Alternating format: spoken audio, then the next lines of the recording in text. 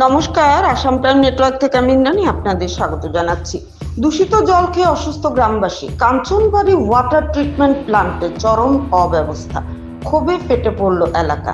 ঊনকোটি জেলার কাঞ্চনবাড়ি এলাকায় সরকারি ওয়াটার ট্রিটমেন্ট প্ল্যান্টের জল খেয়ে এবং সেই জল ব্যবহার করে বহু গ্রামবাসী অসুস্থ হয়ে পড়েছেন। পেটের সমস্যা, ত্বকের রোগ, এমনকি মাথার চুল পড়ার মতো শারীরিক জটিলতায় ভুগছেন তারা। কিন্তু অভিযোগ, বিষয়টি জানার পরও সংশ্লিষ্ট দপ্তরের আধিকারিকরা কোনো ব্যবস্থা নিচ্ছেন না, বরং উদাসীন আচরণ করছেন।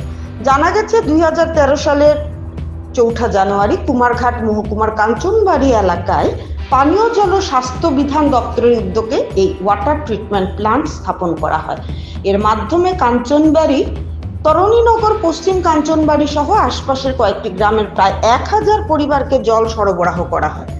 গ্রামবাসীদের অভিযোগ, প্ল্যান্ট চালু হওয়ার পর থেকে আজ পর্যন্ত কোনো সংস্কার বা মেরামতির কাজ হয়নি। শুরুতে পরিশ্রুত জল পাওয়া গেলেও গত কয়েক মাস ধরে জল দূষিত হয়ে পড়েছে। প্ল্যান্টের ভিতরে মেশিনগুলিতে মরিচা ধরেছে, পরিশোধন যন্ত্রের তাপমাত্রা নিয়ন্ত্রণকারী মেশিন নষ্ট হয়ে গেছে, অথচ সেই জঞ্জালময় অবস্থার মধ্যে জল সরবরাহ করা হচ্ছে। আরো গুরুতর অভিযোগ উঠেছে, জল পরিশোধনের জন্য যেই চুন ব্যবহারের নিয়ম, সেই চুনের পরিবর্তে নাকি কৃষি কাজেও মাছ চাষে ব্যবহৃত কীটনাশকযুক্ত চুন ব্যবহার করা হচ্ছে।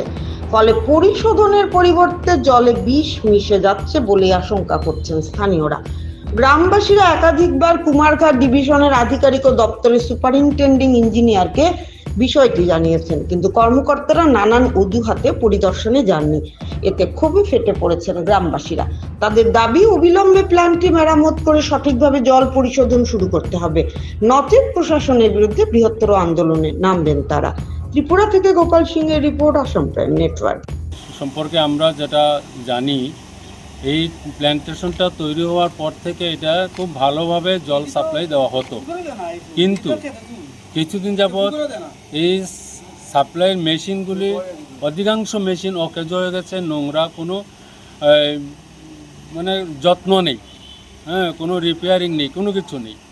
এখন জল মানুষের জীবন, জলের আরেক নাম জীবন, কিন্তু সেই জল ব্যবহার করে যদি মানুষ অসুস্থ হয়, এই দায়ভারটা কে নেবে?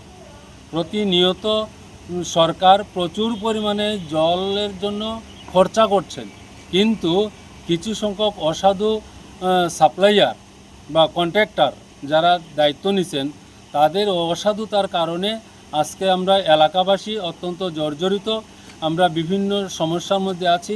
আমরা আশা রাখব আপনার মাধ্যমেই সংবাদটা সরকারের কর্ণগোচরে যাক, এবং যাতে এটার জন্য সঠিক পদক্ষেপ গ্রহণ করা হয়। আমরা এলাকাবাসী যাতে ভালো জল ব্যবহার করতে পারি, তার জন্য যাতে ব্যবস্থা গ্রহণ করেন, এই কথাটুকু আমরা এলাকাবাসীর পক্ষ থেকে আবেদন রাখছি।